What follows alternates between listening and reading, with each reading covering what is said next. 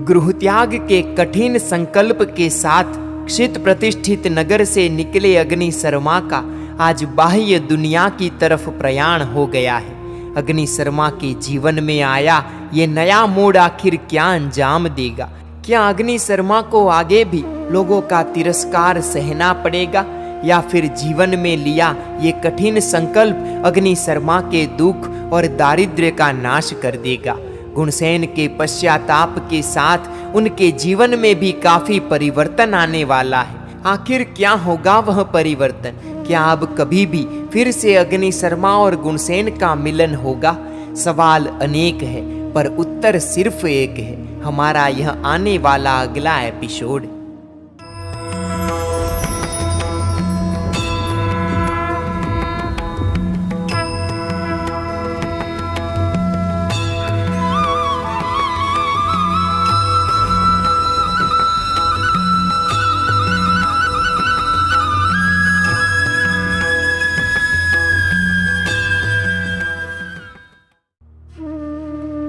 घनघोर अंधेरी रात में गुपचुप चल निकला अग्नि शर्मा क्षित प्रतिष्ठित नगर के बाहर आकर जंगल के अनजान अपरिचित रास्ते पर लंबे लंबे डग भरता हुआ चलने लगा। वह चलता ही रहा, रात भर चलता रहा, दिन को भी रुके बगैर चलता रहा। डर की आशंका में घबराई आंखों से पीछे मुड़कर देखता है और आगे बढ़ता जाता है। मुझे पकड़ने के लिए अवश्य कुमार ने घुड़सवार सैनिक सवारों को चारे दिशाओं में दौड़ाए होंगे। वह सैनिक मुझे देख न ले तो अच्छा होगा। बड़ी मुश्किल से तो वेदना में से बाहर निकला हूँ। अब यदि सैनिकों की निगाहों में आ गया तो मुझे उठाकर वापस। भयभीत होकर चारों ओर देखता हुआ तीव्र गति से वह चलता जाता है। रास्ते में आने वाले किसी भी गांव या किसी भी नगर में वह जाता नहीं है। दूर ही से गांव नगर को छोड़ देता है। उसे किसी भी मनुष्य की नजरों में नहीं आना है, इसलिए राजमार्ग को छोड़कर जंगल की राह पर चलता रहता है। उसके मन में कुमार के प्रति न तो गुस्सा है न तो बदला लेने की भावना है। वह तो बस सोचता है, परलोक में बंधु साथी के समान मुनिजन जिसे जीते हैं वैसा धर्म मैं करूं। उस धर्म के प्रभाव से अगले जन्म में मुझे सुंदर शरीर मिलेगा। फिर कोई मेरा मजाक नहीं उड़ाएगा, फिर कोई मुझे नहीं सताएगा। सूर्य उगता है, सूर्य ढलता है, रात के बाद रात बीतती है। वह कहीं न तो बैठता है न ही विश्राम लेता है। उसका शरीर बदसूरत होते हुए भी बड़ा मजबूत है। वह 1 महीने तक चलता रहा। एक मनोरम्य वह आह्लादक प्रदेश में जाकर खड़ा हुआ। वहां पर बकुल वृक्ष और चंपा के पेड़ थे। अशोक और नाग केसर के वृक्ष थे। वृक्षों की घटा में सुगंधित लता मंडप थे। अग्नि एक लता मंडप में जाकर बैठा। उसका शरीर तीव्र थकान से चूर हो गया था। उसने दूर पेड़ की छाया में सिंह को सोया हुआ देखा। उसके पास ही एक छोटा सा मृगछोना खेल रहा था। उसे बड़ा आश्चर्य हुआ। उसे सिंह का डर नहीं लगा। वह तो कुदरत का बिखरा हुआ सौंदर्य देखकर आनंदित हो उठा था। एक और निर्मल स्वच्छ पानी का झरना बह रहा था। आकाश में खुशबूदार धुआं सा उठ रहा था। मधीम मधीम सी हवा बह रही थी और अग्नि शर्मा को कब नींद आ गई उसे पता ही नहीं लगा। 2 घटिका तक वह गहरी नींद में सोता रहा। वह सुपरितोष नामक तपोवन के रमणीय प्रदेश में आ पहुंचा था। 2 घटिका के विश्राम से उसकी थकान दूर हो गई थी। उसके शरीर में स्फूर्ति का संचार हुआ था। वह खड़ा हुआ। उसने तपोवन में प्रवेश किया। चलते चलते वह एक पर्णकुटी के पास आकर खड़ा हुआ। पर्णकुटी में उसने एक सौम्य और भव्य आकृति वाले तापस को देखा। भगवे वस्त्र, बड़ी जटा, हाथ में त्रिदंड, ललाट पर राख का तिलक, पास में कमंडल, हाथ में रुद्राक्ष की माला, नासिका के अग्रभाग पर दृष्टि, होठ में से निकलता मंद ध्वनि, केलपत्र का मंडप। अग्नि शर्मा अपलक नेत्रों से उस महापुरुष को देखता रहा। उसके हृदय में हर्ष उठा, शरीर में सिहरन फैल गई, आंखें विकसित हो उठी। उसने उस महात्मा को पंचांग प्रणिपात एवं वंदना की। बार बार पृथ्वी पर मस्तक टिकाकर वंदना की और वह बोला, अहो धन्य अहो धन्य आपका अवतार धन्य है। वे महात्मा वास्तव में तपोवन के कुलपति थे। उसका नाम था आर्य कौंडिन्य। अग्नि शर्मा के भक्तिपूर्ण वचन सुनकर कुलपति ने आंखें खोली। उन्होंने अग्नि शर्मा को देखा। तिकोना मस्तक, गोल भूरी आंखें, बिल्कुल चपट नाक, छेद जैसे कान, लंबे दांत, टेढ़े मेढ़े हाथ, लंबी टेढ़ी गर्दन, चपट व छोटा सा सीना, लंबा और टेढ़ा पेट, मोटी पर छोटी जंघाई, चौड़े और टेढ़े पैर, पीले और ऊंचे बाल। कुलपति बस देखते ही रह गए और वे स्वगत बोले, शरीर चाहे जैसा हो पर है भावुक और विवेकी, अतिथि है, मुझे उसका सत्कार करना चाहिए। उन्होंने अपना ध्यान योग छोड़ा और अग्नि शर्मा का स्वागत करते हुए वे बोले, अरे आसन लाओ, आसन लाओ, अतिथि का स्वागत हो। पर्णकुटी के बाहर बैठे हुए तापस कुमार ने आसन बिछाया और अग्नि शर्मा को वहां बैठने को कहा। अग्नि शर्मा ने कुलपति को पुनः प्रणाम किया और वह विनय पूर्वक आसन पर बैठा। उसे कुलपति अच्छे लगने लगे। पर्णकुटीर भी मन को भा गई। तपोवन का शिष्टाचार एवं वातावरण भी पसंद आया। उसे तापस कुमार भी अच्छे लगे। वत्स, तू कहाँ से आ रहा है? कुलपति ने वात्सल्य पूर्ण शब्दों में पूछा और अग्नि शर्मा ने दीन एवं दुखी स्वर में कहा, ओ महात्मन, मैं क्षित प्रतिष्ठित नगर से आता हूँ। महाराज पूर्णचंद्र वहाँ राज्य करते हैं। राजकुमार गुणसेन और उसके मित्र बरसों से मेरे बेढंगे शरीर पर संत्रास गुजारते हैं। मेरे सिर पर कांटे का मुकुट पहनाकर, गले में जूते के हार पहनाकर, रंग बिरंगी रंगों से मेरा चेहरा रंग कर, मुझे गधे पर बिठाकर नगर में मेरी सवारी निकालते हैं। मेरा घोर उपहास करते हैं। मुझे रस्से से बांधकर कुएं में उतार कर डुबकियां खिलाते हैं। मेरे ऊपर शिकारी कुत्ता छोड़ते हैं। कड़ाके की सर्दी में मेरे कपड़े उतरवा कर मेरे शरीर पर ठंडा पानी डालते हैं। असह्य वेदना से मैं चीखता हूँ तब वे सब ताली बजाते हैं, जोर जोर से हंसते हैं और नाचते हैं। प्रभो, नरक में जैसी पीड़ा परमाधामी देव देते हैं, वैसी पीड़ा मुझे राजकुमार और उसके मित्र देते हैं। ज्यादा तो आपसे क्या कहूँ। यानी तूने गृह त्याग किया है, सच है ना? जी हाँ प्रभो। वत्स, गत जन्मों में मन वचन काया से बंधे हुए पाप कर्म इस जन्म में उदय में आए हैं, इसलिए ऐसे परिक्लेश का तू भाजन बना है।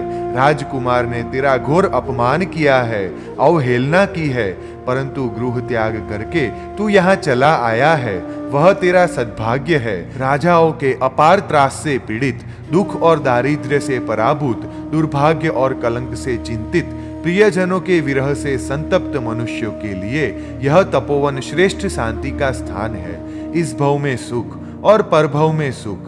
यहाँ इस तपोवन में रहने वालों को किसी प्रकार का डर नहीं रहता है, उसका अपमान नहीं होता है। ईश्वर की उपासना से और यथाशक्ति तपश्चर्या के द्वारा ये सभी वनवासी पुरुष सद्गति में जाने का पुण्य कर्म बांध रहे हैं। सचमुच ये धन्यवाद के पात्र है। कुलपति के एक एक शब्द ने अग्नि शर्मा के संतप्त दिल पर चंदन का मानो विलेपन किया। अग्नि शर्मा ने अपूर्व शांति और प्रसन्नता का अनुभव किया। उसने अपने जीवन में कभी भी ऐसी शांति और ऐसी प्रसन्नता का अनुभव नहीं किया था।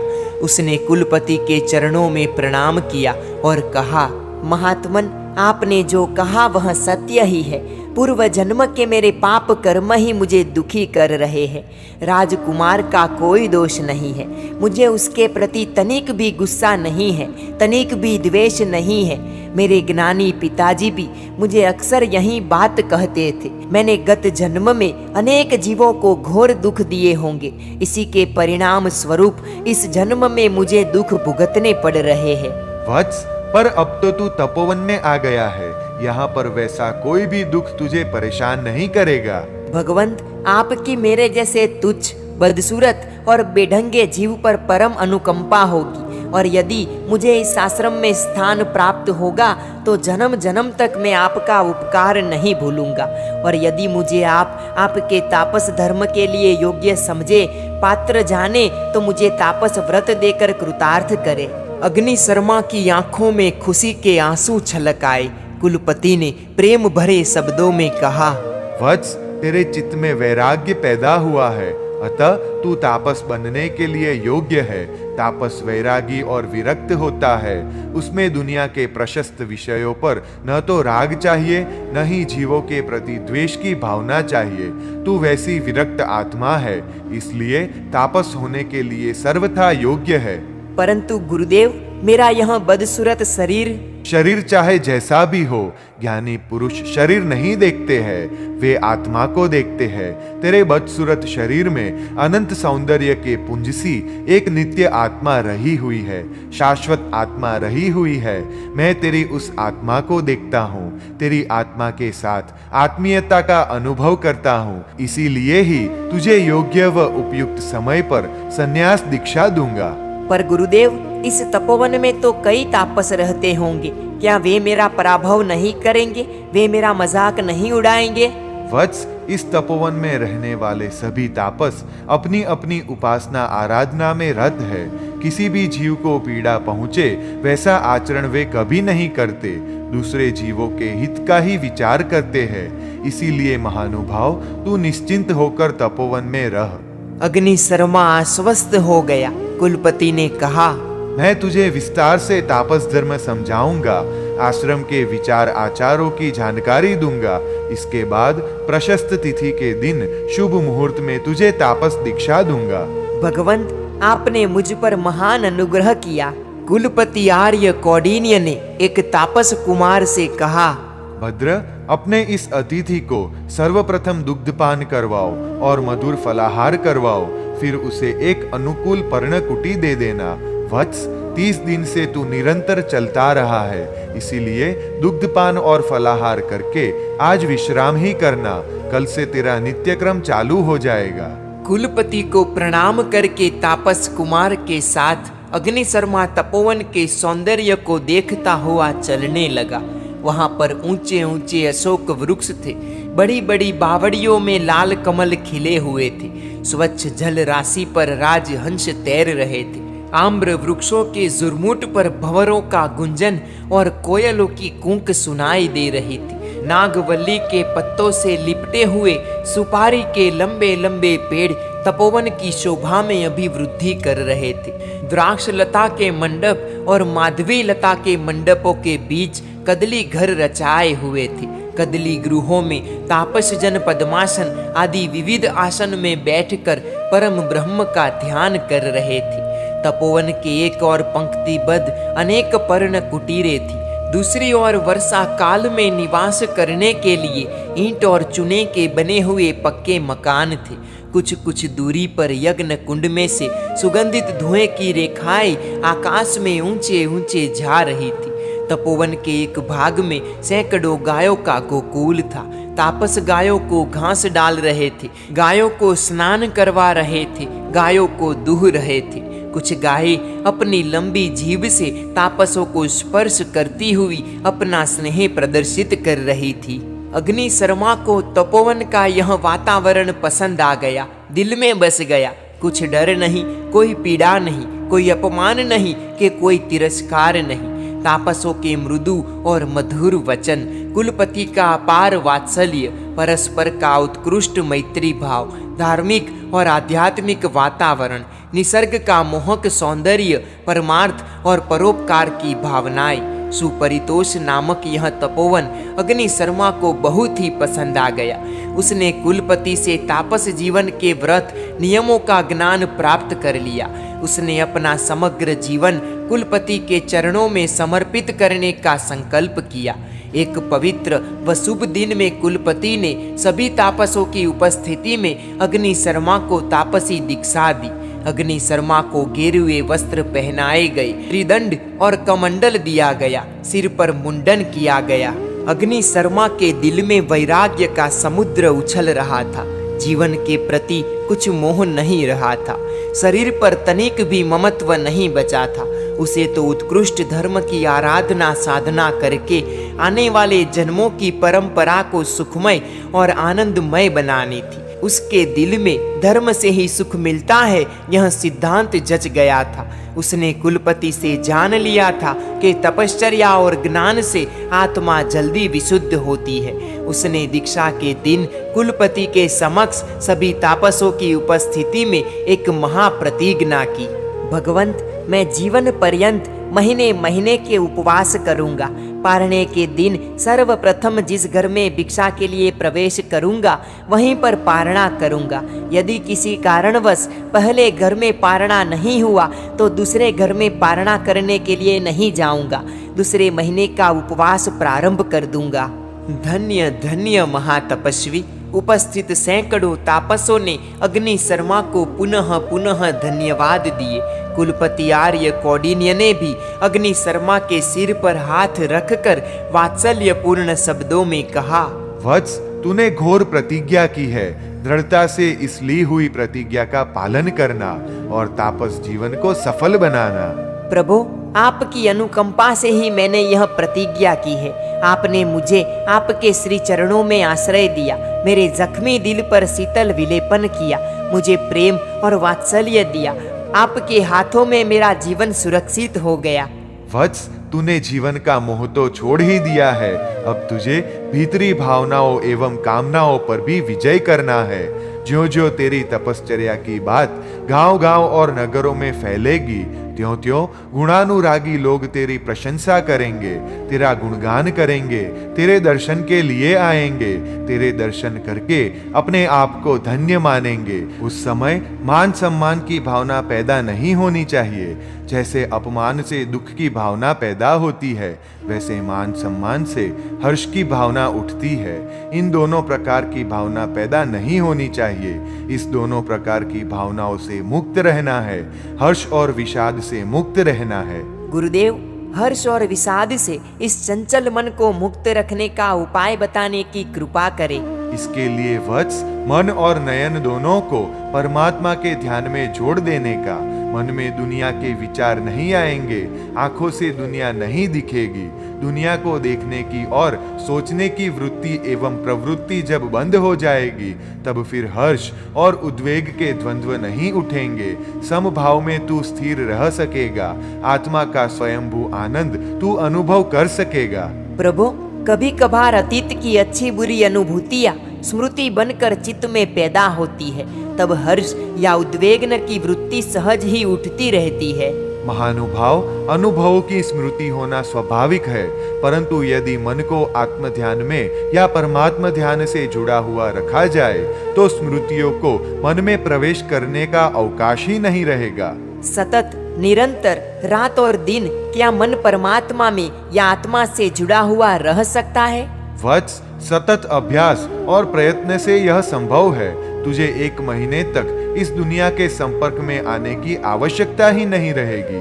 तपोवन के बाहर जाने का ही नहीं, तू सतत 1 महीना ध्यान में लीन तल्लीन रह सकेगा। नासिका के अग्रभाग पर दृष्टि स्थिर करके पद्मासनस्थ बैठकर आत्मा परमात्मा में स्थिर लीन तल्लीन बन सकेगा। बस पारने के दिन ही तेरे मन नयन दुनिया के संपर्क में आएंगे। तब हर्ष विषाद की वृत्तियां उठने की संभावना बनी रहेगी ना? परंतु वह संभावना कम रहेगी। महीने तक आत्मा और परमात्मा के ध्यान में आनंद की अनुभूति करने को अभ्यस्त मन हर्ष विषाद से अलिप्त रह सकेगा। भूतकाल के अनुभवों की यादें रुक जाएगी। प्रभु, आपके कहे अनुसार तपोवन के पूर्व भाग में आम्र वृक्ष के तले पत्थर की चट्टान पर मैं बैठूंगा। पारने के दिन ही वहां से खड़ा होऊंगा। तेरे लिए पूर्ण रूपेण उपयुक्त है वह स्थान। वार्तालाप सुन रहे सभी तापसों को संबोधित करते हुए कुलपति आर्य कौंडिन्य ने कहा, तपोवन के तपस्वी जन, अब तुम सबको अच्छी तरह से सावधान एवं जागृत रहना है। अग्नि शर्मा नूतन तापस की घोर प्रतिज्ञा तुमने सुनी ही है। तपोवन के पूर्व दिशा में आम्र वृक्ष के तले जो चट्टान है उस पर यह महातपस्वी बैठेगा और ध्यान मग्न बनेगा। इस इलाके में निष्प्रयोजन किसी को जाने का ही नहीं, जाना ही पड़े तो पूर्ण मौन रहने का, तनिक भी आवाज या शोर ना हो उसकी सावधानी रखनी। इस महात्मा की आराधना साधना में तुम सबको भली भांति सहायक होना है। तुम सभी गुणानुरागी हो, यह मुझे विदित है। अग्नि शर्मा के प्रति तुम सबके दिल में अनुराग जन्मा ही होगा। ईर्ष्या रहित अज्ञानी लोगों को भी गुणों का आकर्षण रहता है, तब फिर तुम सब तो ज्ञानी और गुणानुरागी हो। मुख्य और बड़े तापस ने खड़े होकर कुलपति के चरणों में नमन किया और कहा, इस महातपस्वी से तो अपना तपोवन ख्याति प्राप्त करेगा, तपोवन की कीर्ति बढ़ेगी। इस महातपस्वी ने सचमुच उग्र तपश्चर्या करने की प्रतिज्ञा की है, धन्य है इसको। आप बिल्कुल निश्चिंत रहिए, हम निष्ठापूर्वक उनकी परिचर्या में रहेंगे। उनकी आराधना उपासना में किसी तरह का विघ्न न आए, किसी भी तरह का विक्षेप न हो, खलल न हो, इसके लिए हम सभी जागृत रहेंगे। इस महापुरुष अग्नि शर्मा ने तो वास्तव में तापस जीवन को सार्थक सफल बनाने का प्रशस्त रास्ता अपनाया है। हम पुनः पुनः अंतःकरण से, तहे दिल से उनके साधनामय नूतन जीवन की अनुमोदना करते हैं। उनके प्रति सचमुच हम सबके हृदय में अपार प्रेम, भीतरी अहोभाव पैदा हुआ है। गुरुदेव, आप फिक्र मत कीजिए, आपकी कृपा एवं अनुग्रह के सहारे हम सब तापस आश्रम में तपोवन में पारस्परिक मैत्री को ज्यादा सघन बनाएंगे, एक दूसरे की साधना आराधना में सहायक बनेंगे। आखिर वही तो हमारे जीवन का उद्देश्य है, सार्थक्य है। तपोवन से ज्यादा दूर नहीं और ज्यादा नजदीक भी नहीं वसंतपुर नाम का नगर था। वसंतपुर के नागरिकों के लिए सुपरितोष तपोवन सुपरिचित था। नगर में तपोवन के कुलपति आर्य कौंडिन्य के प्रति बहुत श्रद्धा थी। नगर पर आर्य कौंडिन्य का अच्छा खासा प्रभाव था। इसके परिणाम स्वरूप वसंतपुर के इर्द गिर्द के जंगलों में भी किसी भी वन्य प्राणी की हिंसा नहीं होती थी। राजा या राजकुमार भी शिकार नहीं करते थे। राजा गुणसेन ने वसंतपुर को अपनी दूसरी राजधानी बनाया था। वसंतपुर स्वच्छ और सुंदर सा नगर था। उस नगर की रचना भी कलात्मक थी। स्वच्छ और चौड़े राजमार्ग थे। नगर के मध्य में रमणीय उद्यान था। राजमार्ग के दोनों ओर वृक्षों की पंक्तियां मनोहारी लगती थी। एक से पंक्तिबद्ध सुंदर मकान एवं व्यापार संस्थान उत्तम स्थापत्य कला के नमूने रूप थे। नगर में कोई दरिद्र नहीं था। घर घर में वैभव संपत्ति का साम्राज्य था। फिर भी प्रजाजन में उन्माद नहीं था, औद्धत्य नहीं था। नगर के हर मोहल्ले में परमात्मा के मंदिर थे। लोगों में परमात्मा के प्रति, साधु पुरुषों के प्रति और धर्म के प्रति प्रेम था व आदर था। नगर के मध्य में उद्यान के सामने भव्य एवं विशाल राजप्रासाद था। वसंतपुर के शिल्पियों ने अपनी कला को महल की इमारतों में उतारा था, मंदिर की दीवारों में उतारा था। वसंतपुर में बरसाती हवा की भांति समाचार फैल गए। तपोवन में एक नए तापस ने महीने महीने उपवास करने की प्रतिज्ञा की है। पारने के दिन पहले घर पर यदि पारना होगा तो करेगा, यदि नहीं हुआ पारना तो दूसरे घर पर वह पारना करने नहीं जाएगा। दूसरे महीने के उपवास चालू कर देगा। नगर में घर घर और गली गली में, दुकान दुकान और हाट बाजार में नए सन्यासी की महाप्रतिज्ञा की ही चर्चा हो रही थी। तपोवन तो तपोवन है। वहाँ का वातावरण कितना पवित्र, कितना निर्मल और कैसा शांत प्रशांत है। नए सन्यासी ने बड़ी ही कठोर प्रतिज्ञा की है और आम्र वृक्ष के तले पत्थर की चट्टान पर आंखें बंद करके पद्मासनस्थ बैठ गए हैं। किसी की ओर देखना तक नहीं कि किसी से बात तक नहीं करनी। अलबत्ता शरीर उनका सुंदर नहीं है, बेढंगा है, परंतु उनकी आत्मा सचमुच ही महान है। शरीर सुंदर हो परंतु उसमें आत्मा यदि अधम हो तो ऐसे सुंदर शरीर का क्या करना। इस तपस्वी की आत्मा महान है, उज्जवल है। अरे भैया, हम तो 2 दिन पहले ही दर्शन कराए, धन्य हो गया अपना जीवन तो। अरे कुलपति स्वयं उस नए तपस्वी की प्रशंसा करते हैं। गुणवान शिष्य की प्रशंसा गुरु भी प्रत्यक्ष या परोक्ष रूप से करते ही है। चौतरफ अग्नि शर्मा की प्रशंसा होने लगी। तपोवन में दर्शनार्थियों के टोले आने लगे। अपने अपने घर पर अग्नि शर्मा पारणा करने के लिए कृपा करे, नगरजन मन ही मन ऐसी कामना करने लगे। इस तरह अग्नि शर्मा ने लाखों मासक समन किए।